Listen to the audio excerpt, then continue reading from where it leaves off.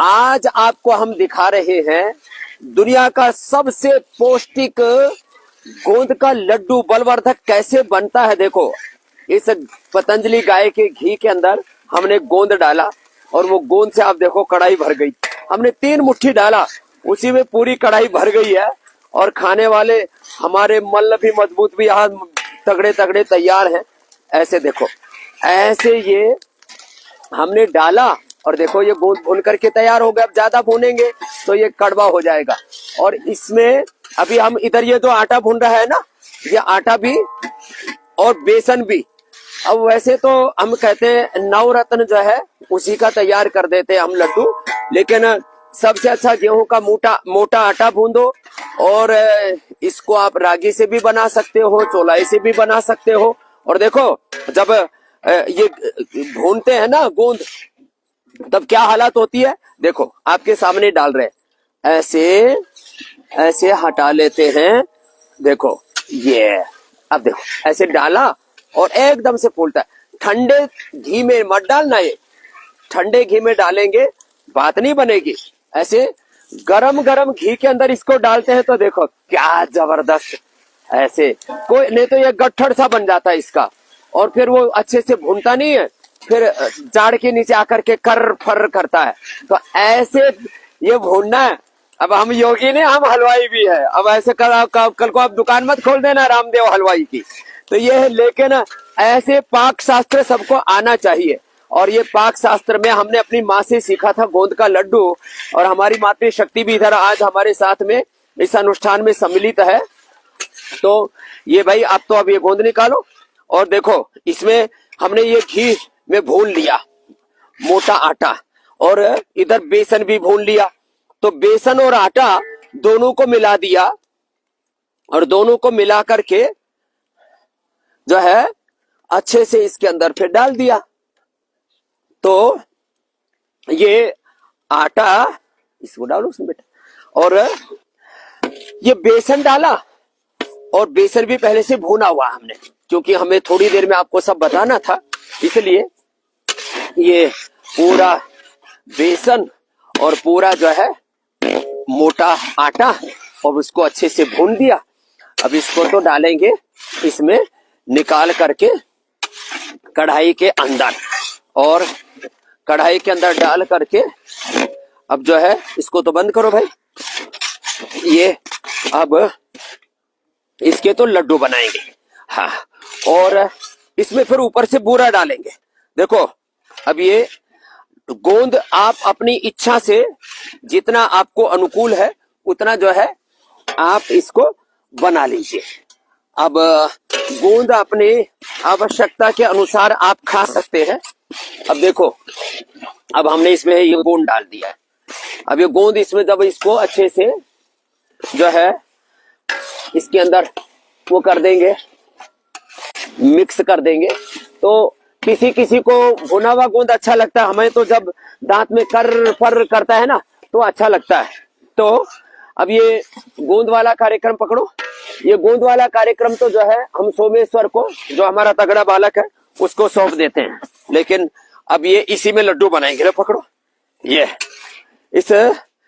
इसी में फिर ये बूरा डाल दिया हमने।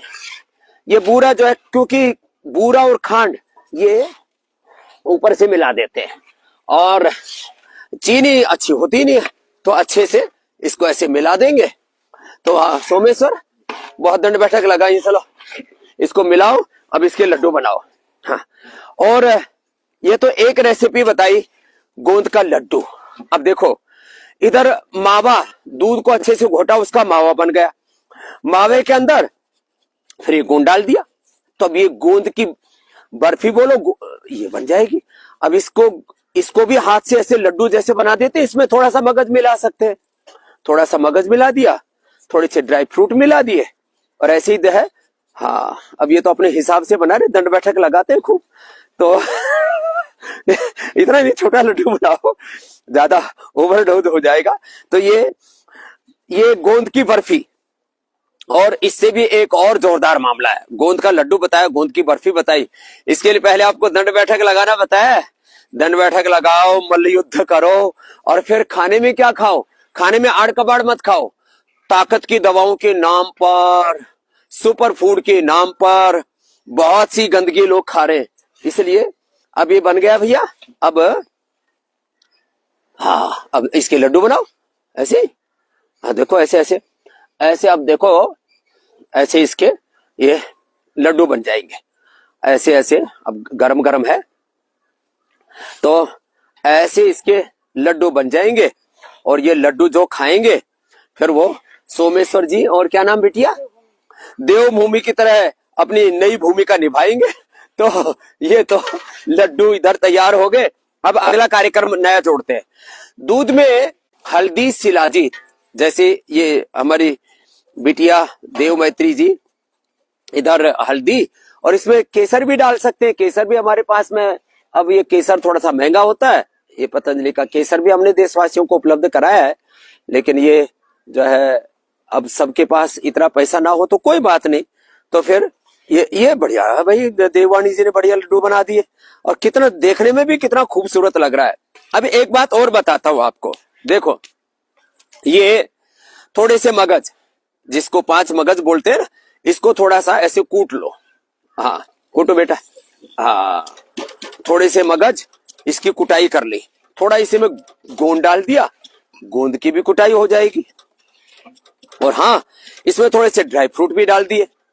अब इसको दूध में डाल करके पिए। ड्राई फ्रूट्स, बादाम है, अखरोट है इसके अंदर।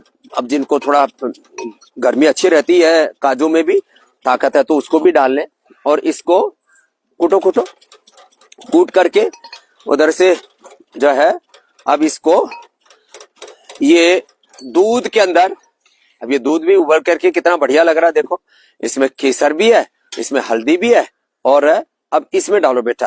हाँ थोड़ा, इतना नहीं, ये तो 1-2 चम्मच ही बहुत है। हाँ अब ये 1-2 चम्मच ऐसे दूध में डाल करके अपने बच्चों को पिला दिया करें। तमाम तरह के Horlicks, Complan, Bournvita, Oreo, Complan, boy, क्या गंद मचा रखा है, तमाशा कर रखा है। अब देखो ये दूध जो पिएगा ना, फिर उसको फिर कैसे कोई कमजोरी रह सकती है। अब इसको 1-1 चम्मच करके आराम से पिला देना। तो ये गोंद को थोड़ा कूट लिया, और इसको चाय में भी पीते हैं लोग, कॉफी में वैसे पीते हैं, ऐसे चाय कॉफी अच्छी नहीं होती। गर्म पानी में ही इसमें थोड़ा सा अजवाइन भी हल्का सा भून के और डाल देते तो और टेस्टी हो जाता है। तो आज आपको देखो इधर हमने ये बना दिए, वैसे गोंद की बर्फी टाइप बनानी थी लेकिन हाथ से बनाए, तो इसलिए ये भी यह है। और हमने लड्डू भी देशवासियों को दे ही रखे हैं। अब इसको जो खाएगा पिएगा वो इसके अंदर थोड़ा अश्वगंधा, शतावर, सफेद मूसली और मिला दे। कोच के बीज, बला बीज जो बड़े ताकतवर होते हैं, शिलाजीत, यह सब हमने रखे हुए। ये आप अश्वगंधा, शतावर, सफेद मूसली, कोच बीज, बला बीज, ये हम ऐसे दूधी के अंदर डाल देते हैं इसको। अब ये पक करके सुपर टॉनिक तैयार हो जाता है। तो ये अश्वगंधा भी, शतावर भी, सफेद मूसली भी, ये सुपर टॉनिक है। इनको भी कोच बीज ये थोड़ा थोड़ा ऐसे दूध में मिला दिया करें। और ये पीली शतावर बहुत अच्छी होती है, ये अश्वगंधा और ये सफेद मूसली। तो आज आपको आयुर्वेद के सारे सुपर टॉनिक से परिचय करवा दिया है। जिसको जिस तरह का साइज पसंद हो, गोल मटोल पसंद हो, टेढ़ा मेढ़ा पसंद हो, चौखटा पसंद हो, और इधर जो है ये लड्डू का पूरा मामला तैयार है। ऐसे अपने घरों में लड्डू बनाएं। गोंद को भूनने का तौर तरीका भी सबको सिखा दिया है। ऐसे ही हम तो ऐसे ही गोंद को खा लेते हैं, तो खाने में अच्छा लगता है। अकेला भी गोंद खाओ। अब इसमें थोड़ा सा, जैसे मैंने कहा, फ्रूट और ड्राई फ्रूट मिला लेते हैं तो और अच्छा लगता है। तो ये गोंद के लड्डू जो घर नहीं बना सकते उनके लिए हमने पतंजलि के बने हुए भी दे दिए हैं। अब 2 साल पहले मैंने देखा, कोरोना के समय 2-3 साल पहले, गूगल से पूछो गोंद के लड्डू कैसे बनाते। अरे गूगल गुरु से नहीं, योग गुरु से पूछो, अपने दादा दादी, अपने नाना नानी से, अपने माँ बाप से पूछो गोंद के लड्डू कैसे बनाते हैं और खा के कैसे हनुमान जी की तरह बलवान हो जाते हैं।